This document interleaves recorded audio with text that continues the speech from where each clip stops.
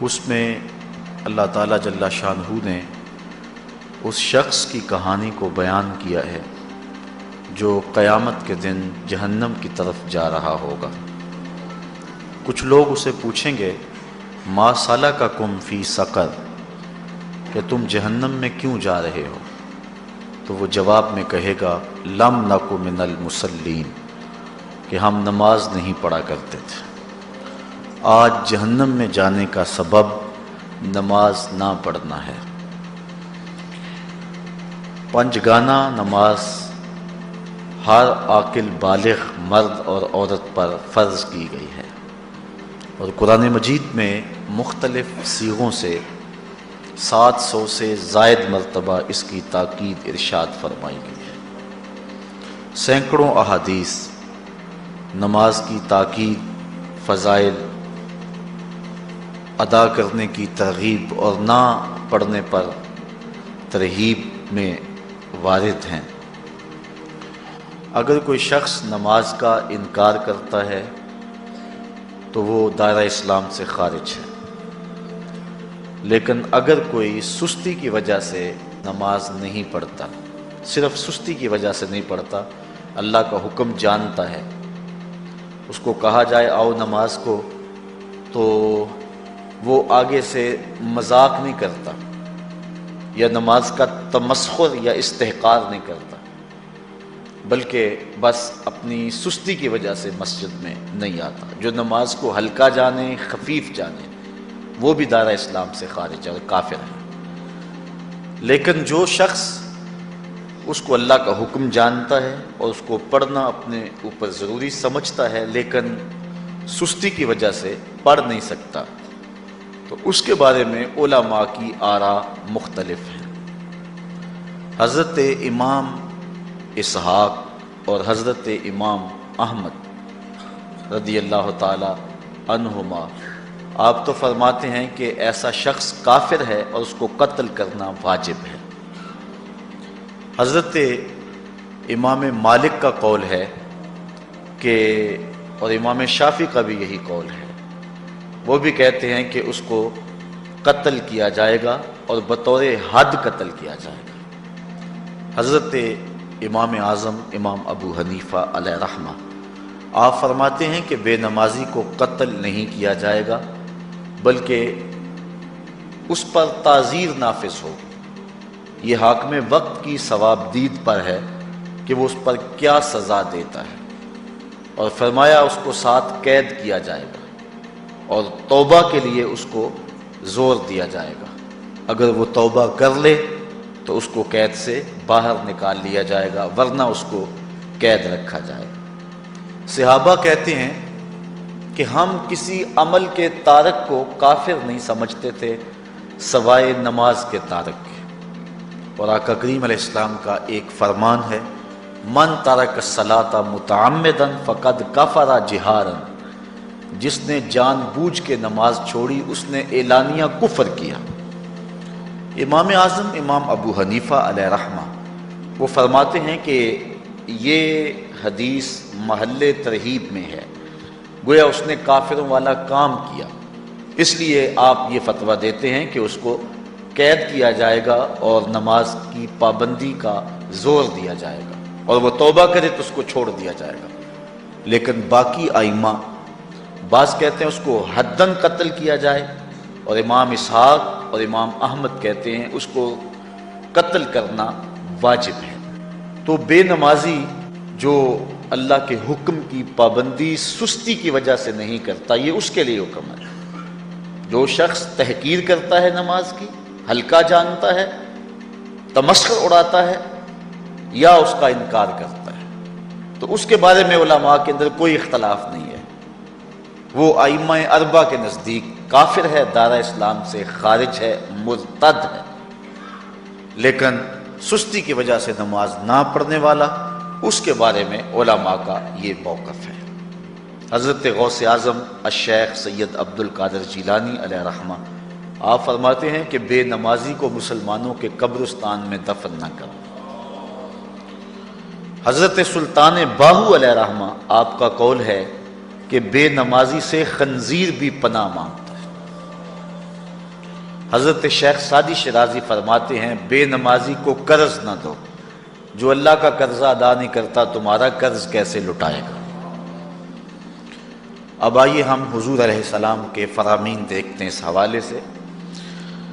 حضرت جابر بن عبداللہ انصاری رضی اللہ تعالی عنہ سے مروی ایک روایت جس کو امام ابو داؤد نے روایت کیا، امام نسائی نے روایت کیا، دیگر محدثین نے روایت کیا۔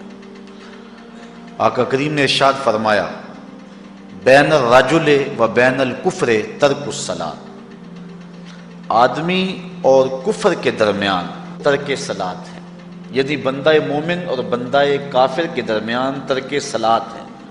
جو نماز پڑھتا ہے وہ مومن ہے، اور جو نماز نہیں پڑھتا تو وہ کافروں والا کام کرتا ہے، یا دیگر ائمہ کے نزدیک وہ کافر ہے۔ یہ ترہیباً نہیں بلکہ یہ حکم ہے۔ اور حضرت نبی رحمت صلی اللہ علیہ وسلم کا ایک دوسرا فرمان ان الفاظ کے ساتھ ہے بین الرجل و بین الشرک والکفر ترک الصلاۃ، شرک و کفر اور بندہ مومن کے درمیان نماز ترک کرنا ہے۔ حضرت امام ابن ماجہ نے ان الفاظ کے ساتھ روایت کو نقل کیا ہے بین الکفر والایمان ترک الصلاۃ، ایمان اور کفر کے درمیان نماز کا ترک کرنا ہے۔ اور آقا کریم علیہ السلام کا وہ فرمان جو حضرت انس سے مروی ہے، جس کو طبرانی نے اپنی موجم میں لکھا، بھی آپ کے سامنے میں نے رکھا، کہ حضور نے فرمایا من ترک الصلاۃ متعمدا فقد کفر جہارا، جس نے جان بوجھ کے نماز چھوڑی اس نے اعلانیہ کفر کیا۔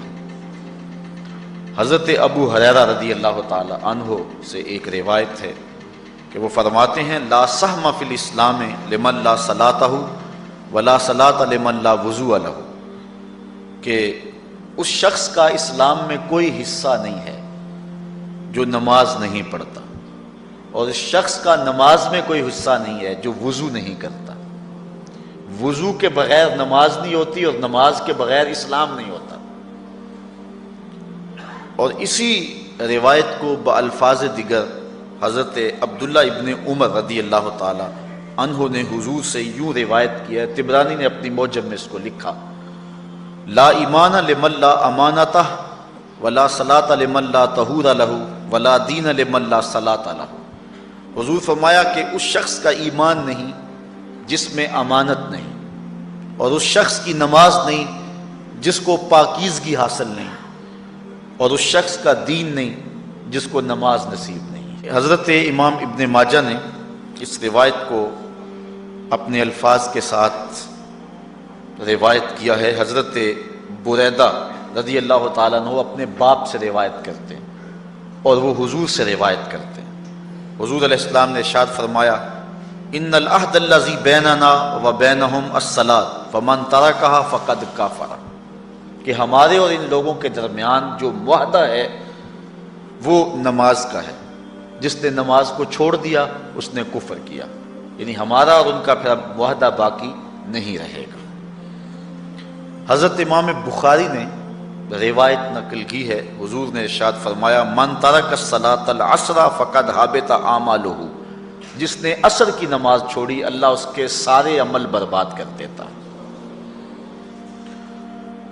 حضرت ابو ہریرہ رضی اللہ تعالی عنہ سے روایت ہے جس کو امام ابن ماجہ نے اور امام نسائی نے روایت کیا ہے، وہ حضور سے روایت کرتے ہیں، بڑی مشہور روایت ہے۔ حضور نے ارشاد فرمایا ان اول ما یحاسب به العبد بصلاته فان صلحت فقد افلح وانجح وان فسدت فقد خاب وخسر۔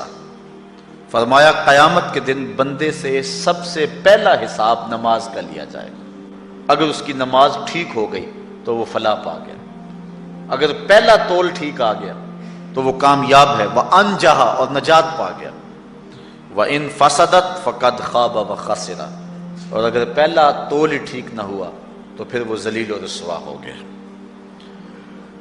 حضرت عبادہ بن صامت رضی اللہ تعالیٰ عنہ سے ایک طویل روایت ہے، وہ کہتے ہیں کہ حضور علیہ السلام نے مجھے 7 چیزوں کا حکم دیا، مجھے وصیت کی کہ ان 7 کاموں کو کرنا ہے۔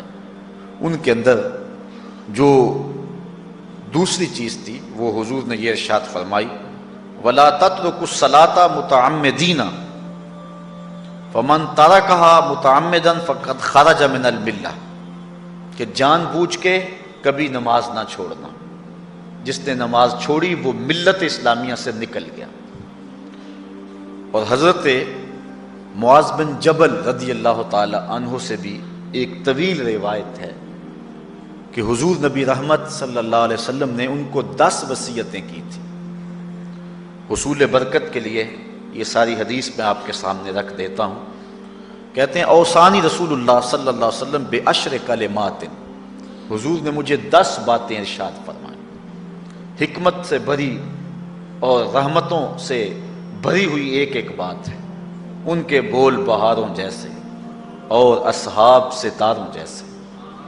تو اتنا خوبصورت کلام، لہو خورشید کا ٹپکی اگر ذرے کا جگر چیر۔ حضور نے 10 باتیں حضرت معاذ بن جبل رضی اللہ تعالی عنہ کو بطور وصیت ارشاد کی۔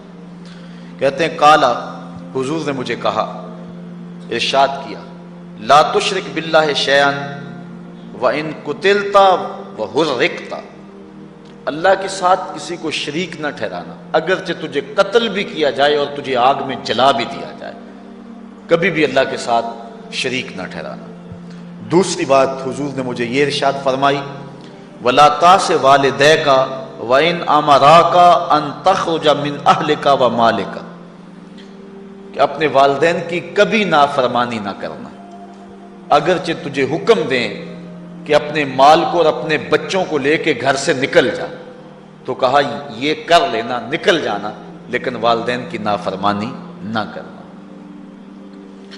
تیسری بات حضور نے ارشاد فرمائی وَلَا تَتْرُكَنَّ صَلَاةً مَكْتُوبًا مُتَعَمِّدًا فَإِنَّ مَنْ تَرَكَ صَلَاةً مَكْتُوبَةً مُتَعَمِّدًا فَقَدْ بَرِئَتْ مِنْهُ ذِمَّةُ اللَّهِ۔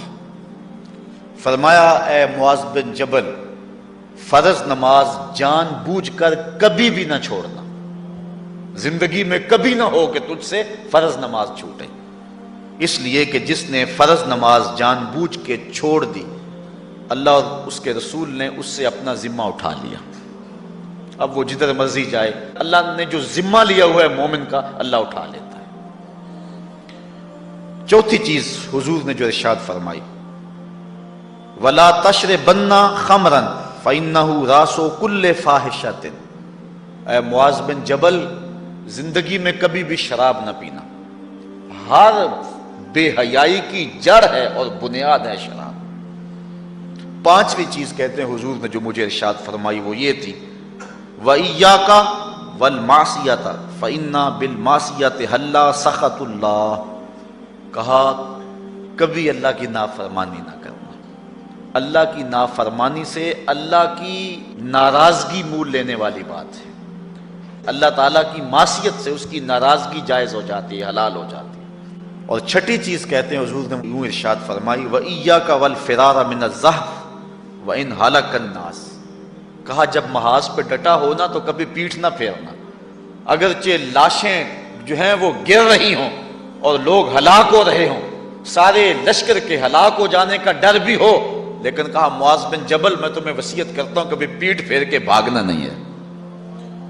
حضور نے کہتے ہیں مجھے جو 7ویں چیز ارشاد فرمائی وہ یہ تھی وَإِنْ أَصَابَ النَّاسَ مَوْتٌ فَاصْبُتْ، اگر تو کسی ایسے علاقے میں رہتا ہو جہاں موت آ جائے، کوئی بیماری آ جائے موت والی، تو علاقہ چھوڑ کے بھاگنا نہ، وہیں رہنا، تیری قسمت میں زندگی ہوئی تجھے کوئی موت دے نہیں سکتا، اور اگر موت تیرے لیے لکھی گئی ہے تو جہاں مرضی چلا جائے تو موت سے بچ نہیں سکتا، اس لیے ایسے مقام سے بھاگ کر نہ جانا، وہیں ڈٹے رہنا اور وہیں رکے رہنا۔ 8ویں چیز کہتے ہیں حضور نے مجھے ارشاد فرمائی وَأَنفِقْ عَلَىٰ أَهْلِكَ مِن طَوْلِكَ، کہا اللہ نے تجھے جو وسعت دی ہے، تجھے جو مال دیا ہے، اس کو اپنی اولاد پر کھل کے خرچ کرنا، اپنی اولاد سے بخل نہ کرنا، اولاد کے معاملے کے اندر جہاں ان کی ضرورت ہو اس کو کھل کے پورا کرنا ہے۔ اور حضور نے 9ویں بات جو ارشاد فرمائی وہ یہ تھی وَلَا تَرْفَعْ عَنْهُمْ عَصَاكَ أَدَبًا، اپنی اولاد کو ادب سکھانے کے لیے ڈنڈا نہ چھوڑنا، عصا ہمیشہ لٹکا کے رکھنا، کوڑا باندھ کے رکھنا۔ اور 10ویں چیز کہتے ہیں حضور نے جو مجھے ارشاد فرمائی، وَأَخْفِهِمْ فِي اللَّهِ، اپنی اولاد کے دل میں اللہ کا خوف ڈالتے رہنا، اللہ کا ڈر پیدا کرنا اپنی اولاد کے اندر۔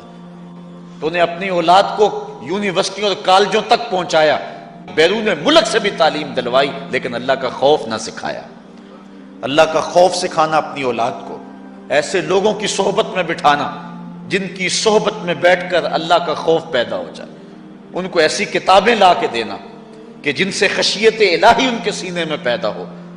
اگر تو نے سب کچھ دے دیا، عالی نسب بنگلے دے دی اپنی اولاد کو، تو نے جو ہے وہ بہت اچھی تعلیم دلوا دی اپنی اولاد کو، دنیاوی سوسائٹی کے اندر ان کا وقار بہت بلند ہو گیا، تو نے سب کچھ دے دیا اپنی اولاد کو، اللہ کا خوف نہیں دیا تو کچھ بھی نہیں دیا۔ تو حضور نے جو 10ویں وصیت حضرت معاذ بن جبل کو کی وہ یہ ہے کہ انہیں اللہ سے ڈراتے رہنا، اللہ تعالیٰ کا خوف، ان کی خشیت ان کے سینے میں پیدا کرنا۔ اللہ اکبر۔ حضور کا ایک اور فرمان سنیے، حضور نے فرمایا کہ جو شخص نماز چھوڑتا ہے، ایک طویل حدیث ہے جس کا یہ حصہ ہے، وَكَانَ يَوْمَ الْقِيَامَةِ مَعَ قَارُونَ وَفِرْعَوْنَ وَحَامَانَ وَأُبَيِّ بْنِ خَلَف، جو نماز ترک کرتا ہے قیامت کے دن قارون کے ساتھ، فرعون کے ساتھ، حامان کے ساتھ اور ابی ابن خلف کے ساتھ کھڑا کر دیا جائے گا۔ جس صف میں اللہ کے دشمن کھڑے ہوئے ہوں گے، بے نوازی کو بھی اس صف میں کھڑا کر دیا جائے گا۔ کتنی رسوائی ہے، کتنی ذلت ہے۔ کوئی بندہ یہ گوارا کرتا ہے کہ مجھے اس صف میں کھڑا کر دیا جائے جس میں دشمنان خدا کھڑے ہوں، دشمنان رسول کھڑے ہوں؟ میری کوئی بہن، میری کوئی بیٹی کیا یہ گوارا کر سکتی ہے کہ اس کو حضور پہ کانٹے پھینکنے والی ام جمیل کے ساتھ کھڑا کر دیا جائے، اس کو حضور کو اذیت دینے والی عورتوں کے ساتھ کھڑا کر دیا جائے؟ نہ میری کوئی بہن اور نہ کوئی میری ماں اس بات کو گوارا کرتی۔ تو جب ہم یہ گوارا نہیں کرتے تو پھر ہمیں عزم کرنا چاہیے کہ آج کے بعد نماز نہیں چھوڑنی ہے۔ میں نے کسی جگہ پہ یہ بات بیان کی اور ساری گفتگو اسی عنوان سے ہوئی، کچھ ماحول ایسا بنا ہوا تھا، تو مجھے بعد میں صابر نامی وہاں کے ایک ساتھی نے فون کیا 2 یا 3 دن کے بعد، کہنے لگا کہ ہماری بستی میں ایک شخص بھی بے نمازی نہیں رہا ہے۔ اس حدیث کا زور اتنا ہے، اس حدیث کا وزن اتنا ہے۔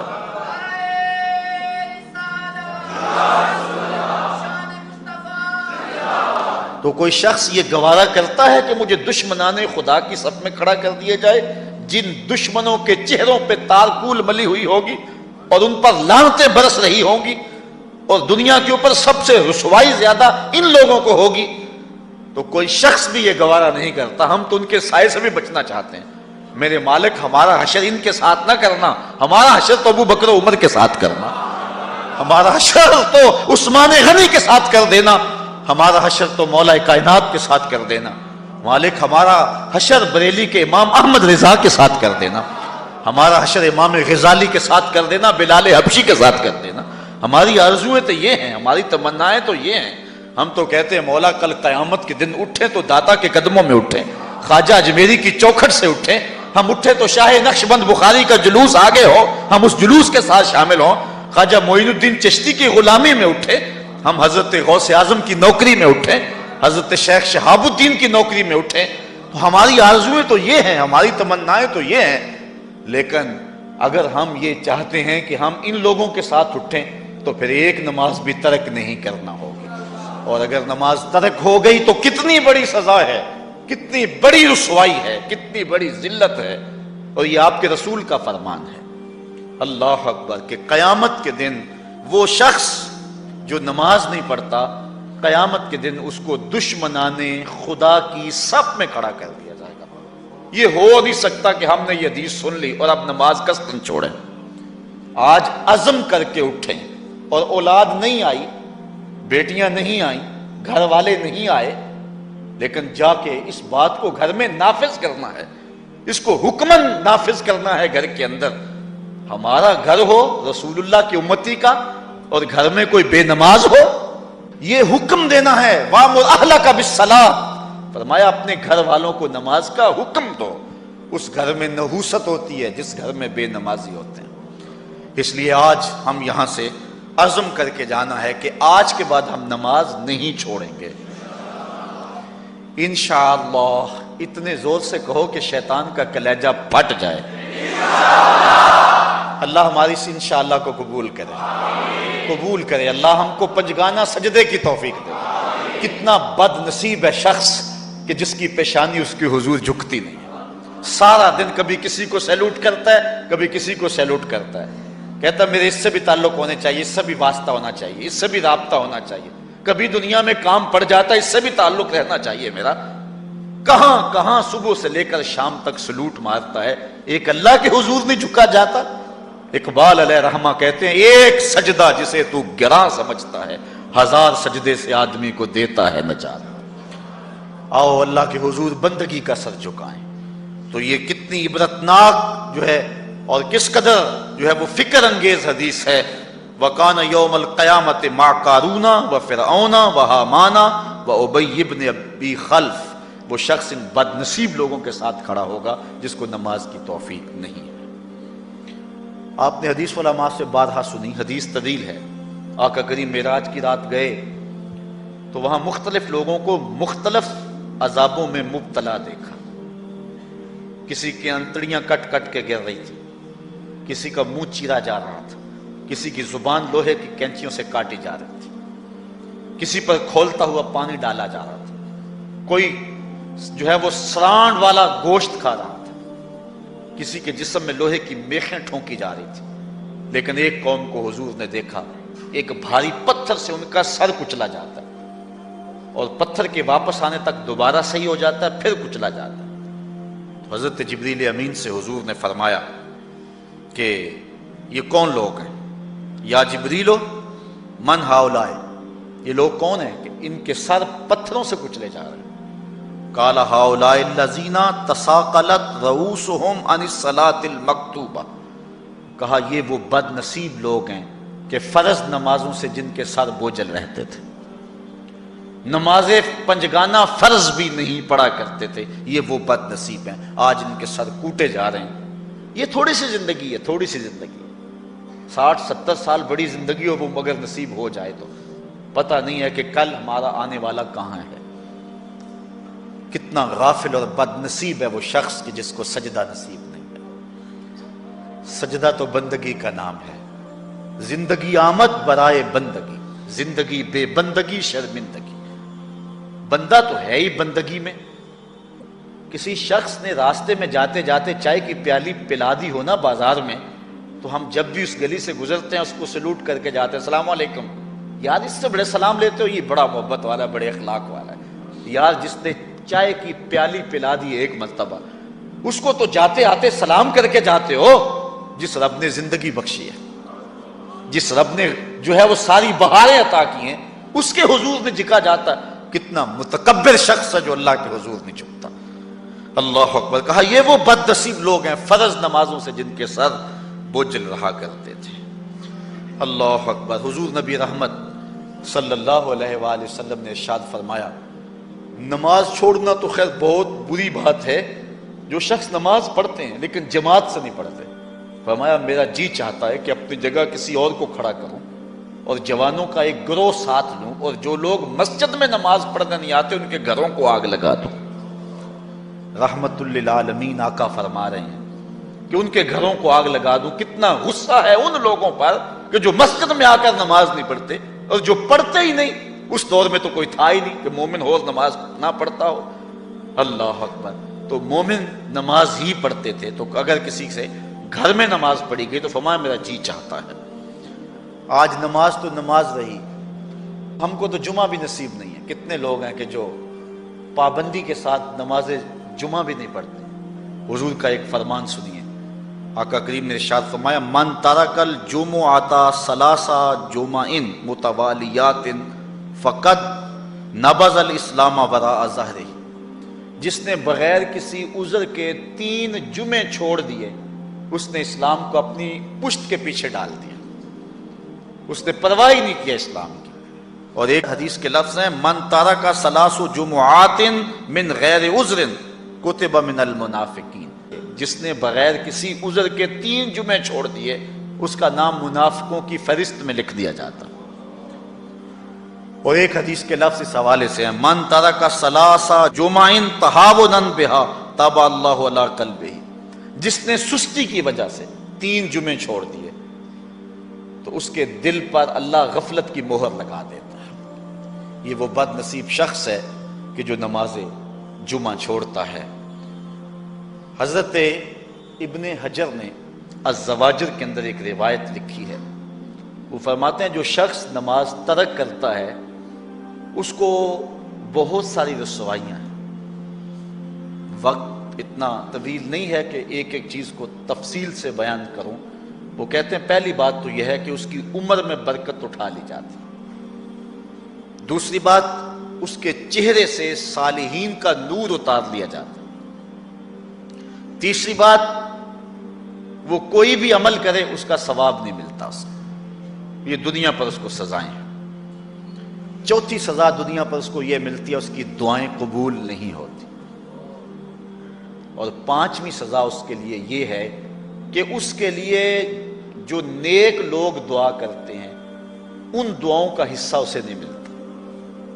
مومن نیک سحری وقت اٹھ کے دعا مانگتے اللہ پوری امت پر کرم کر دے، تو یہ بھی امت میں شامل ہے، دعا اللہ والے کی تو قبول ہوئی لیکن اس کا حصہ نکال دیا گیا، اس کا حصہ نیک لوگوں کی دعاؤں سے نکال دیا گیا۔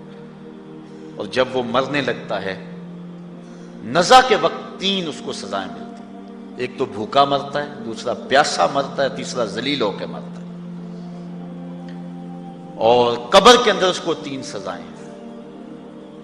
حضرت امام ابن حجر کہتے ہیں ایک تو اس کی قبر تنگ کر دی جائے گی حتیٰ کہ ادھر والی پسلیاں ادھر اور ادھر والی پسلیاں ادھر، دوسرا اس کی قبر میں آگ ڈالی جائے گی، جو اللہ کی حضور نہیں جھکتا اس کی قبر اس لائق ہے کہ اس میں آگ ڈالی جائے، اور تیسری اس کے اوپر ایک اژدہا مسلط کر دیا جائے گا جس کا نام ہے شجاع الاقرع، اور جب وہ ڈنگ مارے گا تو 70 گز تک وہ شخص زمین میں دنس جائے گا اور وہ مسلسل یہ ڈنگ مارتا رہے، اور کہا کہ 3 سزائیں اس کو حشر میں پہنچیں گی۔ ایک تو اس کا حساب سختی سے لیا جائے گا، اور جس کا حساب سختی سے لیا گیا وہ بچ پائے گا، حساب سے بچے گا وہ جس سے اللہ صرف نظر کرے گا۔ اللہ اکبر۔ ایک تو اس کا حساب سختی سے لیا جائے گا، دوسرا اللہ تعالیٰ جل شانہ اپنے قہر و غضب کا اس پہ اظہار کرے گا، اور تیسری اس کو سزا یہ دی جائے گی کہ اس کو جہنم میں ڈال دیا جائے گا۔ ساتھیاؤ، میں اور آپ آج کی اس بزم میں یہ پختہ عزم کر کے اٹھیں کہ آج ہم خود بھی اور اپنی اولاد کو بھی، اپنے دوستوں کو بھی، میرے والد گرامی فرمایا کرتے تھے جس سے دوستی ہو نا اس کی انگلی پکڑ کے دین کی راہ پہ لے آؤ، یہ دوستی کا حق ہے۔ اس کے لیے آپ بہت کچھ کرتے ہیں لیکن اگر اس کو دین نہیں دیا تو کچھ بھی نہیں دیا۔ کوشش کرو میرا دوست ہو اور جہنم میں جائے۔ والدین بچے کے مستقبل کے لیے کتنی کوشش کرتے ہیں، لاکھوں روپیہ لگاتے ہیں مستقبل ٹھیک ہو جائے، کرتے ہیں کہ نہیں کرتے؟ یونیورسٹیوں کے اندر، کالجوں کے اندر کتنی بھاری فیسیں بھرتے ہیں، کیوں اتنا کچھ کیوں کر رہے ہو؟ میں نے دیکھا بوڑھا باپ اپنی کمر پہ بوریاں لاد کے مزدوری کرتا ہے، مائیں اپنا زیور بیچ رہی ہیں کہ اولاد پڑ جائے۔ میاں اتنا کچھ کیوں کر رہے ہو؟ جی مستقبل ٹھیک ہو جائے۔ یہ مستقبل کتنا ہے؟ 20-25 سال کا، اور جو اصل مستقبل ہے اس کی فکر ہی نہیں کسی کو۔ اصل مستقبل تو وہ ہے، اللہ اکبر۔ بیرون ملک جائے بیٹا تو ماں کہتی ہے بس دعا کرو کہ میرا بیٹا خیریت سے پہنچ جائے۔ بیٹی کی شادی کرتی ہے تو ماں کہتی ہے دعا کرو کہ اپنے گھر میں اس کو چین مل جائے۔ کسی کا انٹرویو ہوتا ہے، لوگ کہتے ہیں جناب دعا کرو کہ اس انٹرویو میں وہ کامیابی سے گزر جائے۔ میں کہتا ہوں جب قبر میں اترتا ہے پھر کسی نے آ کر کبھی نہیں کہا کہ دعا کرو مشکل گھڑی آ گئی ہے خیریت سے گزر جائے۔ اصل امتحان تو یہ ہے، اگر اس امتحان سے گزر گیا تو کامیابی اور بامرادی۔ یہ تھوڑا سا مستقبل دنیا کا، اس کے لیے ہم کتنے پیسے لگا دیتے ہیں۔ سب کچھ اولاد کو آتا ہے، ہر شے فر فر پڑھتے اور بولتے ہیں، دعائے قنوت بھی نہیں آتی ہوتی. تو ہم اپنی اولاد کے لیے دین کا تحفہ اس کو کبھی نہ چھوڑیں. اللہ اکبر. کوشش کریں، محنت کریں. حضور نبی رحمت صلی اللہ علیہ وآلہ وسلم نے ان بد عمل واعظین کی بات بھی کی ہے کہ جو لوگوں کو نیکی کا حکم دیتے ہیں اور خود اس پہ عمل نہیں کرتے. آج ہمارے کچھ واعظین لوگوں کو تو واعظ و تلقین اور نصیحت کرتے ہیں اور خود نماز میں سخت سستی کا ارتکاب کرتے ہیں، اور جس سے قوم کے اندر نماز میں سستی عملاً پیدا ہو جاتی ہے. کوئی عرس کی تقریب ہو، کوئی محفل نعت ہو، کوئی جلسہ ہو، کوئی شادی کی تقریب ہو، نماز کے وقت کا پورا خیال رکھا کریں اور اس بات کا لحاظ رکھا کریں. بلکہ ہمارے ہاں ایک عجیب سا فیشن ہے اور عجیب سی بات ہے، میں بڑا حیران ہوا کرتا ہوں کہ عشاء کے بعد جب جلسے ہوتے ہیں نا ہمارے مساجد کے اندر، تو مغرب سے اعلان شروع ہو جاتا ہے آج رات فلاں صاحب خطاب فرمائیں گے، اور پھر جب نماز عشاء ہوتی ہے تو ہمارا نقیب محفل کھولتا ہے لاؤڈ سپیکر اور وہ اعلان کرتا ہے حضرات جماعت ہو چکی ہے، اب مسجد میں آ جائیں. یعنی یہ نماز کو ہلکا کرنے والی بات ہے. ان کو کہا جا رہا ہے کہ بلکہ بعض تو کہہ دیتے ہیں جس کا تمہیں ڈر تھا وہ گزر گئی ہے، اب آ جاؤ. کیا لینا ہے جلسے میں آ کر اگر نماز ہی نہیں پڑھنی ہے تو؟ ممبر و محراب کے جو ذمہ دار ہیں ان سے جو ہے وہ عجیب و غریب قسم کی جو ہے وہ حرکات سکنات سرزد ہو رہی ہیں. یہ جو جہل نقیبوں کا ایک غول آ گیا نا، یہ بھی ایک بہت بڑی مصیبت ہے.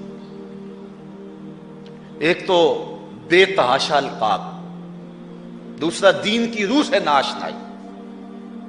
وہ کسی نے کہا تھا نا کہ پہلے حضرت غوث پاک ولی بناتے تھے، چور سے کتب بناتے تھے، آج کل ہم بناتے ہیں. کہا تم کیسے؟ کہا ہمیں پتہ ہوتا ہے یہ چور بیٹھا ہوا ہے، ہم کہتے ہیں غوث زماں اور کتب دوران.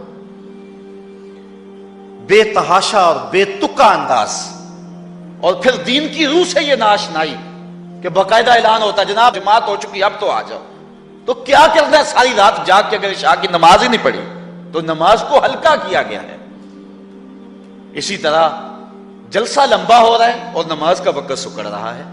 ان چیزوں کا التزام کرنا ہے، ہم نے کوشش کرنی ہے. اور یہ بھی ایک مصیبت ہے کہ دربار بڑا اونچا ہے اور مسجد کے اندر جانوروں کی بینٹیں پڑی ہوئی ہیں. حیثیت تو مسجد کی ہے، دربار کی تو ثانوی حیثیت ہے. دربار پہ 3 کروڑ روپیہ لگا ہوا ہے اور مسجد میں چٹائیاں بھی موجود نہیں ہیں. اپنے بھی خفا مجھ سے ہیں بیگانے بھی ناخوش، کہ زہر حلاحل کو کبھی کہہ نہ سکا کند.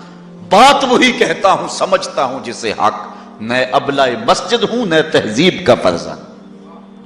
ہم نے ان چیزوں کو دیکھنا ہے. اچھا بعض والدین کی ایک سستی ہے، وہ آتے جناب تعویذ کر دو، ہماری اولاد نماز نہیں پڑھتی، بچے نماز نہیں پڑھتے، اور کہتے ہیں جی ہماری تو چلو گزر گئی، ہم تو نہیں پڑھتے، یہ تو پڑھیں. میں کہتا ہوں یہ کیوں پڑھیں جب تم نہیں پڑھتے؟ الولد سر لابیہ، بیٹا باپ کا راز ہوتا ہے. تم مجھ سے تعویذ لینے آگے ہو، گھر میں مصلی بچھا کے سجدہ کرو، تمہاری اولاد بھی تمہارے تتبع میں سجدہ کرنے کی عادت ڈال. حضور فرمایا بچے 7 سال کے ہوں تو انہیں مسجد میں لے جاؤ، 10 سال کے نہیں پڑھتے تو ان کو مار کے پڑھاؤ.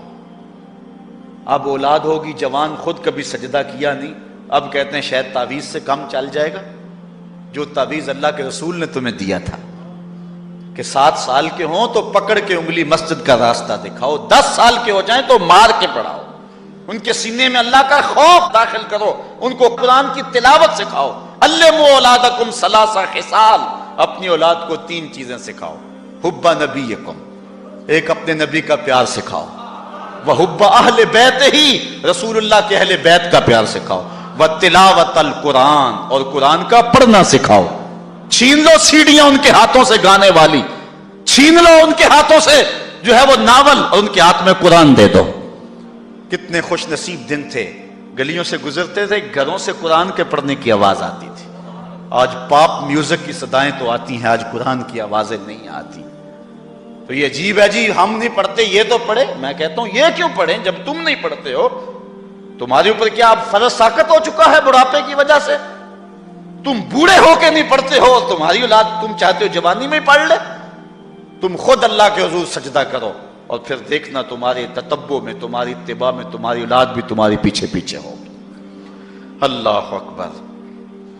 صاحب اس عنوان سے کہنے کے لیے بہت کچھ ہے، اللہ تعالیٰ جل شانہ اپنی رحمتیں عطا فرمائے۔ اعلیٰ حضرت سے دو لوگوں نے فتویٰ پوچھا۔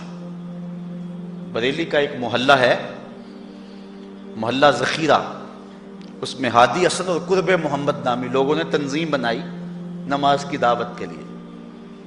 کچھ لوگ ان کی بات کو نہ سنتے، اعلیٰ حضرت سے استفتاء کیا، فتاوی رضویہ کے اندر موجود ہے کہ ہم نماز کی دعوت دیتے ہیں، کچھ لوگ اس کے باوجود نہیں آتے، تو حکم شرعی کیا ہے؟ تو اعلیٰ حضرت فرماتے ہیں کہ پہلے تو نرمی سے انہیں سمجھائیں، آؤ نماز کی طرف۔ نہیں مانتے، مؤثر لوگ ڈالیں جو ان کو کہیں۔ یہ تھے ہمارے کرنے والے کام، ہم کن جھگڑوں میں پڑے ہوئے۔ مؤثر معاشرے کے لوگ تلاش کریں اور ان کو سمجھائیں، جن کی وہ مانتے ہیں، ٹالتے نہیں، ان سے سمجھائیں ان کو۔ آپ فرماتے ہیں اگر ان کے سمجھانے سے بھی نہیں سمجھتے تو فرمایا فتویٰ پھر یہ ہے، ان سے بائیکاٹ کر دیں، ان سے ترک کلام کر دیں، ان سے گفتگو چھوڑ دیں۔ ہم نے تو کبھی بیٹوں سے نہیں چھوڑی گفتگو، بیوی بے نماز ہو ہم ہر شے بیوی سے منوا لیتے ہیں۔ کبھی کہا تیرے ہاتھ کی پکی روٹی نہیں کھاؤں گا اگر تو نماز نہیں پڑھتی؟ کبھی بیٹا کہے امی تو نماز نہیں پڑھتی، میں تیرے ہاتھ کی روٹی نہیں کھاؤں گا؟ جو ماں بیٹے کے لیے سب کچھ کرتی ہے، کتنے دکھ جھیلتی ہے، کسی کے گھر کے برتن مانجنے پڑے وہ بھی مانجتی ہے، کیا بیٹے کی خواہش پہ نماز نہیں شروع کر دے گی؟ جب عادت ڈالے گی تو پھر اللہ دل میں بھی وہ محبت ڈال دے گا۔ چونکہ ہمارا تو اتنا ہی کام ہے نا، حضرت بایزید بسطامی نے یہی کیا تھا نا۔ حضرت بایزید بسطامی علیہ رحمہ بسطام کے لوگوں کی تربیت کر رہے ہیں، کسی محلے کے کونے میں آ کر ایک فاحشہ عورت بیٹھ گئی، لوگوں کا دین ایمان اجاڑنے لگی۔ کسی نے کہا بایزید تیرا شہر لٹ رہا ہے، جس کو تو اشکوں سے سیراب کیا تھا اور سجدہ ہائے سحرگاہی سے جس شہر کو نور بخشا تھا، تیرا شہر لٹ رہا ہے۔ کہا کیا ماجرا ہوا؟ لوگوں نے کہانی سنائی۔ بایزید بسطامی صبح مصلی اٹھایا اور جا کے اس فاحشہ عورت کے دروازے پہ مصلی بچھا لیا۔ اب جو بھی گاہک آتا بایزید بسطامی کو بیٹھا ہوا دیکھ کے راستہ بدل لیتا۔ اس نے انتظار کیا، رات کے اندھیرے گہرے ہو گئے، آج کوئی گاہک ہی نہیں آیا۔ اس نے کھڑکی سے جھانک کر کے دیکھا ایک بوڑھا بابا بیٹھا ہوا ہے، ہاتھ میں تسبیح ہے، مصلی بچھایا ہوا ہے۔ نیچے اتر کر کے کہا بابا اللہ کو یاد کرنے کے لیے اور تھوڑی جگہ ہیں، تجھے میرے گھر کی گلی ہی ملی، میرا راستہ روک لیا؟ بابا کہنے لگا کیا مسئلہ ہے تجھے؟ کہا میرے گاہک رکے ہوئے ہیں۔ کہا آج میں تیرا گاہک ہوں، بتا تیری رات کی قیمت کتنی ہے؟ اللہ اکبر۔ حضرت بایزید بسطامی نے قیمت طے کی، اس کے گھر کی جب چھت چڑھنے لگے نا سیڑھیاں، لوگ دیکھ رہے تھے۔ کہا مالک اگر بایزید بھی اجڑ گیا تو روشنی کہاں سے لیں گے؟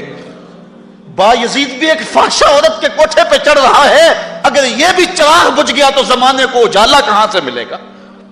لیکن قدرت کو کچھ اور ہی منظور تھا۔ اس سے کہا مصلی بچھا لے، جو میں کرتا جاؤں وہ کرتے جانا۔ پہلے وضو کیا، اس نے بھی کیا، پھر مصلی پہ آئے، وہ بھی پیچھے کھڑی ہو گئی۔ پھر بایزید قیام کیا، اس نے بھی قیام کیا۔ پھر رکوع میں گئے، وہ بھی رکوع، قوما وہ بھی قومیں۔ جب سجدے میں حضرت بایزید گئے، وہ بھی سجدے میں، تو بایزید رو پڑے۔ کہا مالک بایزید کا اتنا ہی کام تھا کہ اس کا سر تیری چوکھٹ تک جھکا دے، مالک یہاں تک لانا میرا کام تھا، دل کی دنیا بدلنا اب تیرا کام ہے۔ جب وہ سجدے میں جا رہی تھی تو فحشہ تھی، جب سر اٹھایا وقت کی بلیاں بن چکے تھے۔ ایک بزرگ ہے